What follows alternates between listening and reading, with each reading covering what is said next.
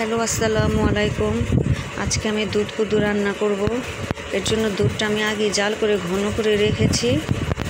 তারপর লাউটা আমি আগে গ্রেট করে সিদ্ধ করে পানি ঝরিয়ে রেখেছি, তার মধ্যে দিয়ে দিয়েছি। কিছুক্ষণ রান্না করব। কিছুক্ষণ রান্না করার পরে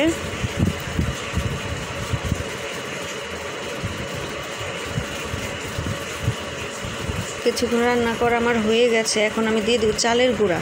পোলার চালের গুঁড়াটা দিয়ে দেওয়ার কারণ তার মধ্যে ফ্লেভারটাও ভালো আসবে, খেতেও ভালো লাগবে। কিছুক্ষণ রান্না করে নেব, তারপর আমি নামিয়ে নেব।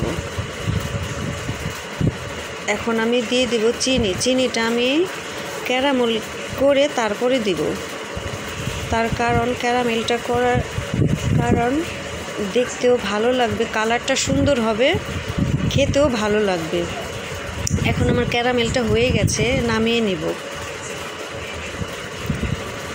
এখন আমি ক্যারামেলটা এই দুধ কুদুর মধ্যে দিয়ে দেব।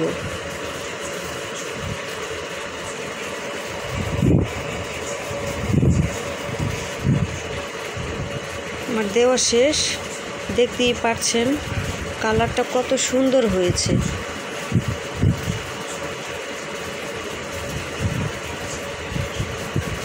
আমার এই এখন দিয়ে দেব 1 চিমটি লবণ।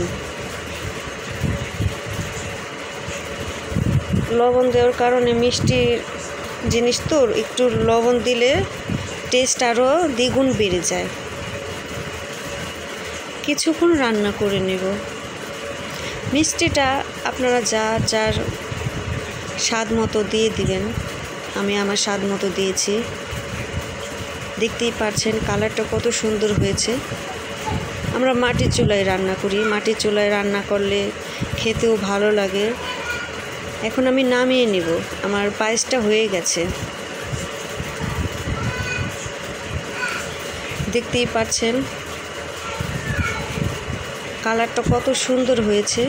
প্লিজ আমার এই রেসিপিটা ভালো লাগলে আপনারা লাইক করবেন, শেয়ার করবেন।